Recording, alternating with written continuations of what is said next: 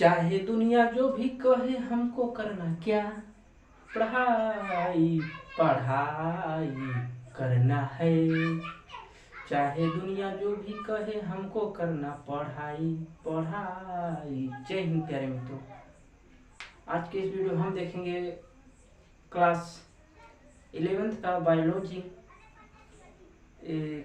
कक्षा 11 कक्षा 12 सभी लोग इस वीडियो को देख सकते हैं, क्योंकि बायोलॉजी का चैप्टर है, जीव जगत चल रहा है, द लिविंग ऑफ वर्ल्ड यानी जीव जगत चल रहा है। आज लेक्चर नंबर 2 है। मैंने फर्स्ट वीडियो अपलोड कर लिया, आप उसको भी देख सकते हैं। लेकिन आज का जो वीडियो है, लेक्चर है, बहुत ही इम्पोर्टेंट, बहुत ही महत्वपूर्ण, बहुत ही जरूरी, बहुत ही खास होने वाला है। यदि आप इसको जानेंगे, जान लीजिए बायोलॉजी का आपके मुट्ठी में आधे ज़्यादा हो जाएगी। ये मेरी बातें 100% एकदम श्योर बातें हैं, एकदम निश्चित है, तय है। यदि आप पढ़ना चाहेंगे तब, नहीं पढ़ने वाले के लिए कुछ नहीं है। जिन्हें बायोलॉजी से प्यार है उन्हें लड़कियों से प्यार नहीं है, मैं गारंटी के साथ मैं कह सकता हूँ मेरे प्यारे मित्रों। तो चलिए बिना देर किए वीडियो पढ़ाई स्टार्ट की जाए। तो ठीक है प्यारे मित्रों, देखिएगा क्लास 11 और 12 जीव जगत 11वीं के लिए भी इम्पोर्टेंट है और 12वीं के लिए। तो ठीक है प्यारे मित्रों, कल हमने वीडियो में पढ़ा था लेक्चर नंबर 1 में, और लेक्चर नंबर 2 में हम पढ़ाएंगे पार्ट 2 है जीवों में विविधता की संकल्पना या फिर जैव विविधता। देखिए प्यारे मित्रों, होता क्या है, पहले ये वर्ड समझे। जीवों में विविधता की संकल्पना या फिर जैव विविधता। संकल्पना मीन्स होता है विचारधारा। क्या विचारधारा, उन्होंने क्या किया, यानी जीवों में विविधता, यानी जीवों में अंतर, बदलाव, चेंजेस, परिवर्तन, रंग, भेष भूषा आदि वगैरह सब कुछ, यानी जीवों में विविधता। संकल्पना यानी विचार या फिर जैव विविधता, बातें की, चाहे एक करिए चाहे जैव विविधता मतलब होता है जीवों में अंतर।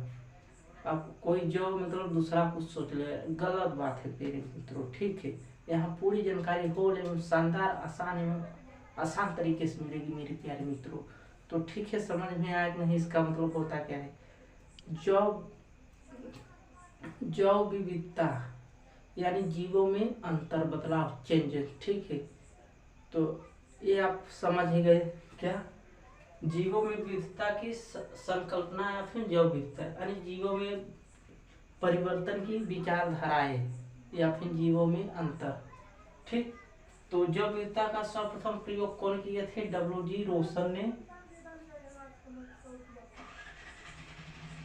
जैव विविधता शब्द का प्रयोग सर्वप्रथम कौन किए थे, आपसे पूछ रहे हैं। हेलो, आपका ध्यान किधर है, आपसे पूछ रहे हैं। जैव विविधता शब्द का प्रयोग या फिर जैव विविधता संकल्पना का प्रयोग सर्वप्रथम कौन वैज्ञानिक किए थे, कौन व्यक्ति किए थे, तो उनका नाम क्या है, डब्ल्यू.जी. रोसन। डब्ल्यू.जी. रोसन, उनका नाम क्या है प्यारे मित्रों, डब्ल्यू.जी. रोसन। 1985 ईस्वी में पहली बार जैव विविधता शब्द का प्रयोग किया था। उन्हें ही जैव विविधता शब्द का वैज्ञानिक या फिर जनक भी कहा जाता, ठीक है, या फिर पिता भी प्यारे मित्रों। उनके अनुसार देखिएगा, उनके अनुसार देखिए वर्गीकरण विज्ञान होता क्या है। वर्गीकरण देखिए, जो वैज्ञानिक आए अपना अलग अलग मत दिए, मतलब जीवों के बारे में सब लोगों ने अंतर किया।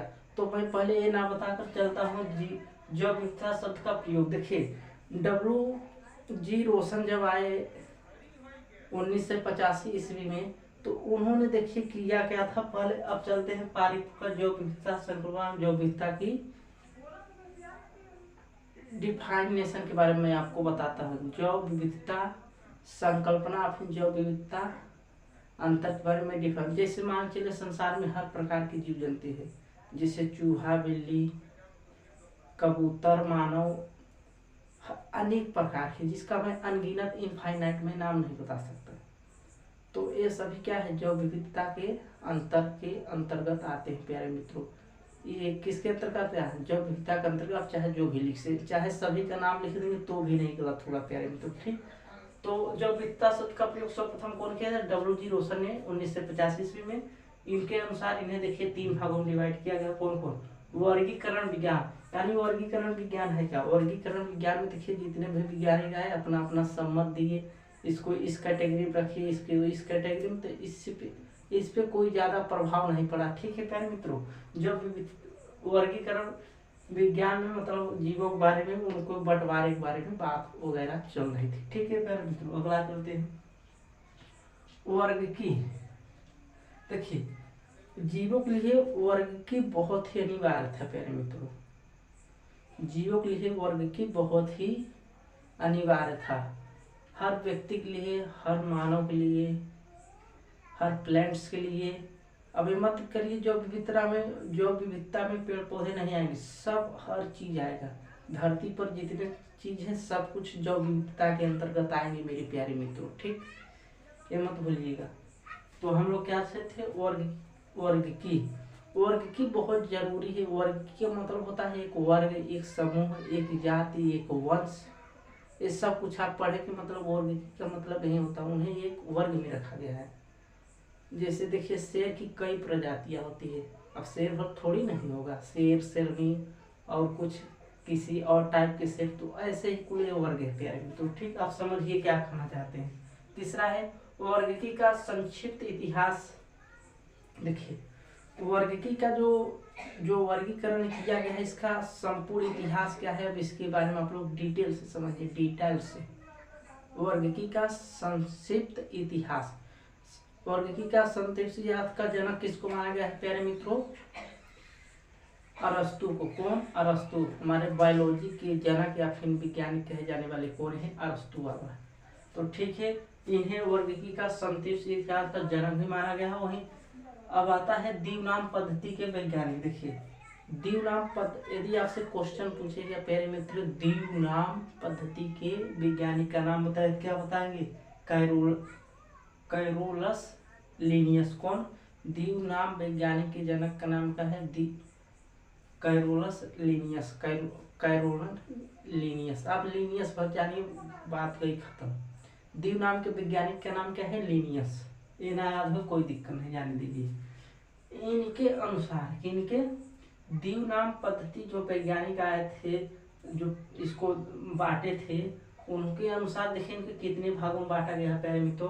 कैरोलस लीनियस के अनुसार इतिहास, विविधता के इतिहास, संक्षिप्त इतिहास में इसको कितने भागों में डिवाइड किया गया है, देखिए लीनियस के अनुसार ना। देखिए, एनाइमा। एनाइमा क्या है? देखिए, पहला नंबर एनाइमा क्या है? एनाइमा वे जंतु जिसमें लाल रक्त खून नहीं पाए जाते, वे जंतु जिनमें लाल खून नहीं पाए जाते हैं, उन्हें क्या बोलते हैं? एनाइमा। क्या बोलते हैं? एनाइमा। वे जंतु जिनमें लाल रक्त खून या रुधिर नहीं पाए जाते, उन्हें क्या बोलते हैं? एनेइमा। एनेइमा थोड़ा नाम डिफिकल्ट है प्यारे मित्रों। क्या? जिनमें लाल रक्त खून नहीं पाए जाते, उन्हें क्या कहते हैं? इनेइमा। इनेइमा। ठीक है प्यारे। जैसे में स्पंज, नाइडेरिया, मोलस्का, आर्थ्रोपोडा, एकाइडर्मेटा, या फिर इसी को किस नाम से जानते हैं? अकशेरुकी। यदि पूछेगा क्वेश्चन, अकशेरुकी किसे कहते हैं? वे जंतु जिनके अंदर खून नहीं पाए जाते, उन्हें अकशेरुकी कहते हैं। ये भी पूछ सकता है, अकशेरुकी किसे कहते हैं? वे जंतु जिसके शरीर में खून नहीं पाए जाते, उन्हें अकशेरुकी कहते हैं। अब पूछ लेगा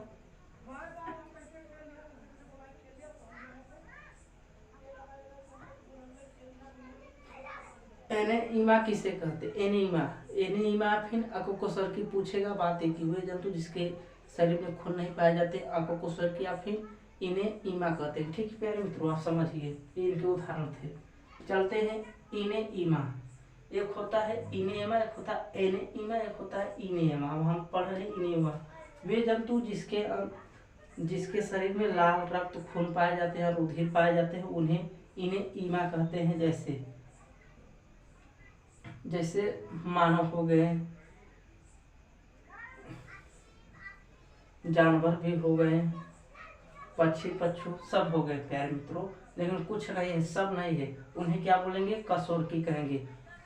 इनेइमा के अंतर्गत वे जंतु जिनके अंतर्गत लाल रक्त रुधिर पाए जाते हैं, उन्हें इनेइमा कहते हैं। ठीक, उन्हें कशोरकी कहते हैं। यदि कशोरकी पूछे या फिर ईमा पूछे या फिर कशोरकी पूछे, जिनके अंतर्गत लाल रक्त रुधिर खून पाए जाते हैं, उन्हें इन्हें या फिर कशोरकी कहते हैं। जैसे मानव वगैरह जिनके अंदर पाए जाते हैं। अब इन्हें देखिए 2 भागों में बांटा गया है। कितने? 2 भागों में। जरायुज या फिर अंडायुज किसे कहते हैं? इन्हें इमाफिन कशोरकी के 2 भागों में बांटा गया। क्या फिर? अंडाउज या फिर जरायुज। अंडयुज या फिर जरायुज। देखिए, जो बच्चे देते हैं उन्हें जरायुज कहते हैं। जो बच्चे देते हैं उन्हें जरायुज कहते हैं। जैसे में देखिएगा, बच्चे देने वाले क्या होते हैं? जरायुज। जैसे मानव हो गए, पक्षी भी हो गए, पशु भी हो गए। ठीक है प्यारे मित्रों, अपने साथ लिख लीजिएगा। अगला है अंडयुज, जो अंडे देने वाले होते हैं। जैसे मछली, उभयचर, सांप आदि, ये सब क्या देते हैं? अंडे देते हैं। जरायुज मतलब जो बच्चे देते हैं, अंडयुज यानी जो अंडे देते हैं। ठीक है प्यारे मित्रों, अगला है कैरोलस लीनियस के अनुसार। तो कैरोलस लीनियस ने किसका खोज किया था? दिवनाम पद्धति का खोज किया था लीनियस ने। ठीक है, फिर इनके अनुसार देखिए वर्गीकी के क्रमबद्ध समूह। इनके अनुसार वर्गीकी को कितने भागों में बांटा गया है? लीनियस के अनुसार वर्गीकी को कितने भागों में बांटा गया है? देखिए, उनके अनुसार कुल 1 2 3 4 लीनियस के अनुसार वर्गीकी को 7 भागों में बांटा गया है। लीनियस के अनुसार वर्गीकी को 7 भागों में बांटा गया है।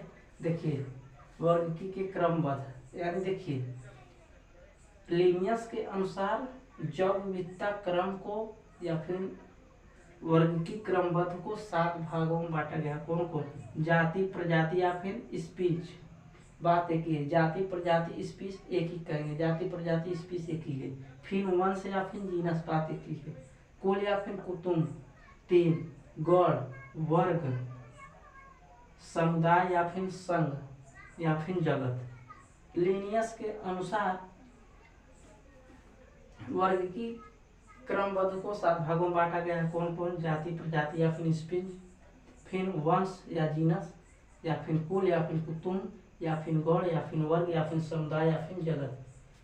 तो प्यारे मित्रों, आपको आज की वीडियो बहुत ही अच्छी लगी तो प्लीज़ एक कमेंट करिए, लाइक करिए और सब्सक्राइब करिए। तब तक के लिए जय हिंद, जय भारत, ऑल द बेस्ट।